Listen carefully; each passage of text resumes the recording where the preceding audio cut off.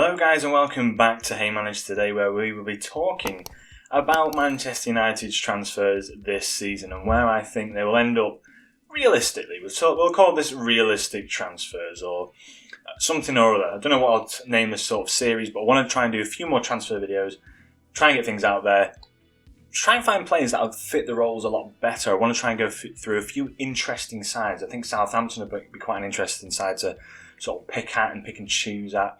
Much like Burnley as well, just being realistic within the budget, but also providing good players for the positions that they need. So, I'm going to show you quickly the United side that I think will probably line up next year and how I think they'll set up with it. So, if we look at the team, you're looking at it either being David De Gea or Henderson. I think, personally, after this year, Henderson will start the majority of the games. I think David De Gea is slowly going to be weaned out of the side.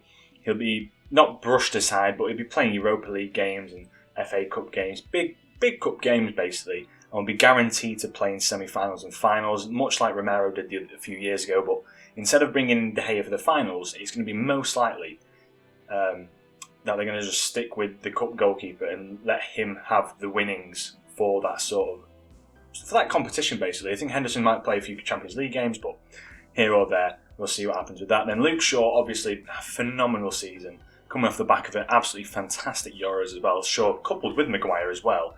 Then we'll have Wan-Bissaka on the right. The centre-back option is a place where we probably need to improve, and we're looking to buy someone there.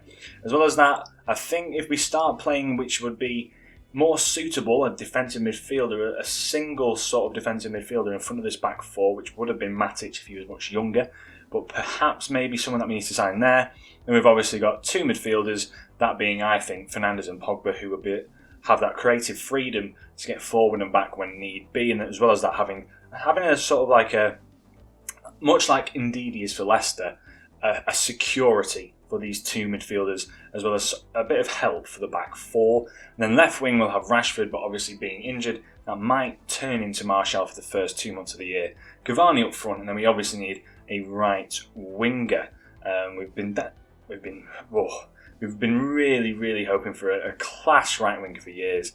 I think I'm excited to hear in the next 48 hours what might happen to that spot. So first of all, we'll start from the back. We'll go with Raphael Varane at the back.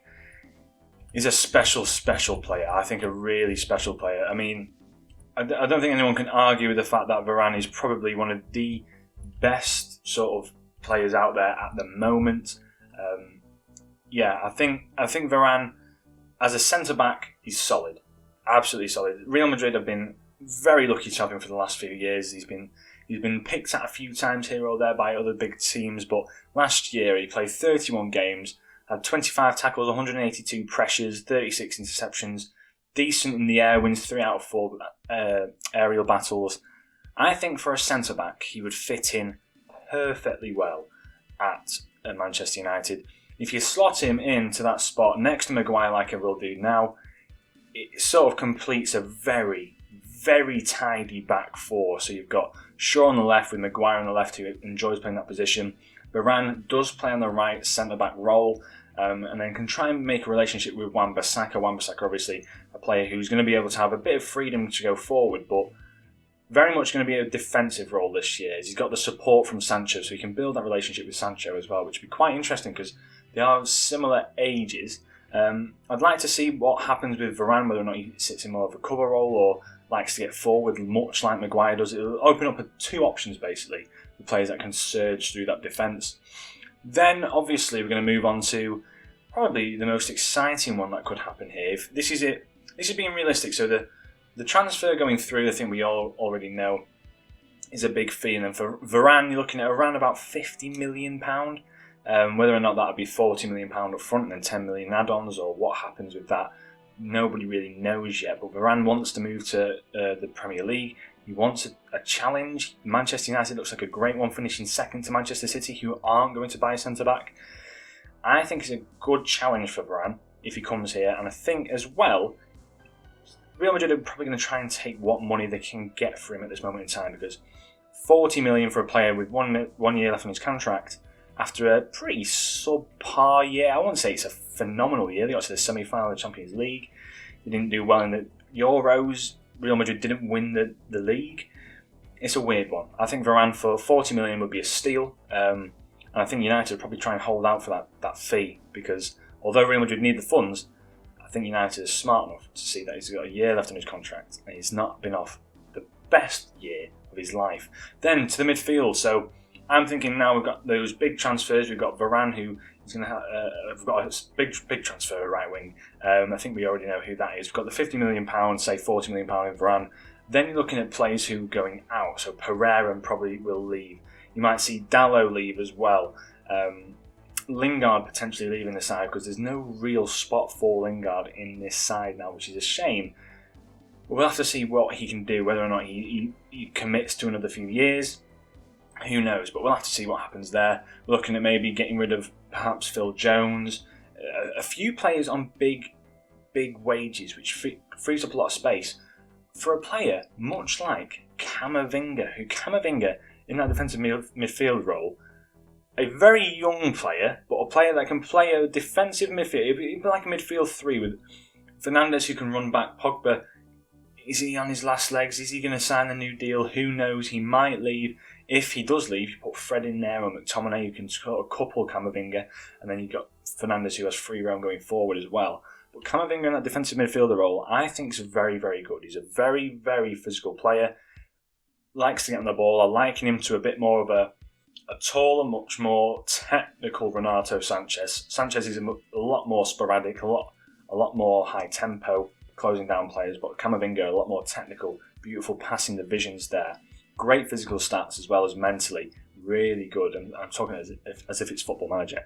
But Camavinga, yeah, as you can see, 35 matches played last year for Rennes, so he's not shy to starting in a good team as well. He got 2 assists from his sort of central defensive midfielder role, 111 tackles, 628 pressures, which is a lot of pressures, which I like the pressure stat. It shows how much people want to drive and close players down. And pass completion is near 90%, which is a very high pass completion rate for a player who's only 18.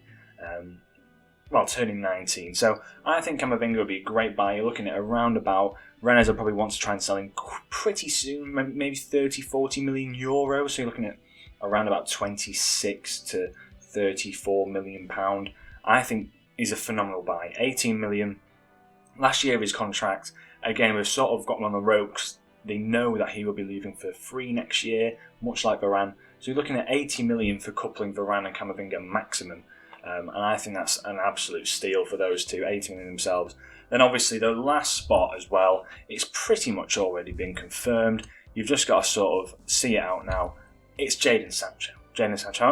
I've put him already in the Manchester United colours, but I have faded him in a little bit opaque there, as you can see, because he's in the next 48, 72 hours, as Fabrizio Romano has said, he's going to be signing a contract. So it's pretty obvious what's happening there. So if you look at Jadon Sancho from last year, 26 games played in the Bundesliga, 8 goals, 11 assists, coupled within the Champions League, 2 goals, 4 assists, and I think 6 games.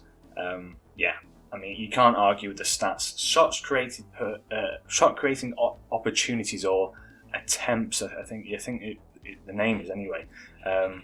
Shot creating actions, that's one, per 90, near 5.5. So you're looking at 5.5 times he will create a chance for someone else, which is a very high figure. If you're looking at 5.5 chances created for a game, whether or not it's a half chance, even if they are 5.5 half chances, you're looking at Cavani, Greenwood, who's a lethal finisher, Rashford, who's coming back, Martial, if he's on top of his game, would be phenomenal.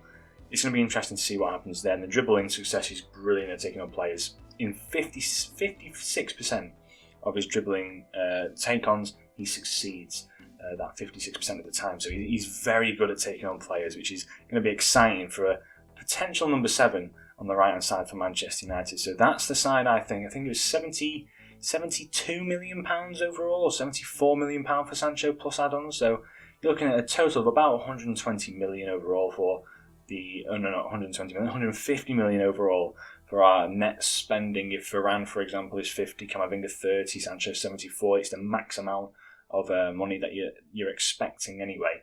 And then you look at players like Lingard leaving, potentially a Bay or Lindelof or a Jones leaving, Dallo leaving, Pereira leaving. I think you've got Tellez, who's been rumoured to leave as well, because they've got Brandon Williams who can come through and back up Luke Shaw. I quite like the way Manchester United are going about their business. Whether or not Martial leaves as well is another big factor. Varane on for his last year of his contract, so you're looking at the wages of that. $250k a week will be pocketed soon.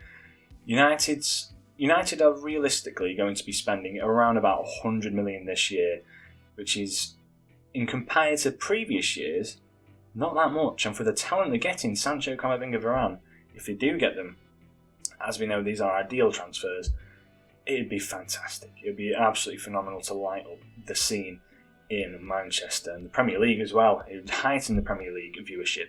So yeah, I hope you did enjoy this video. If you did, please, as ever, leave a like, subscribe if you're new, and I shall catch you in the next episode. From me, Alex, have a great day. Ciao.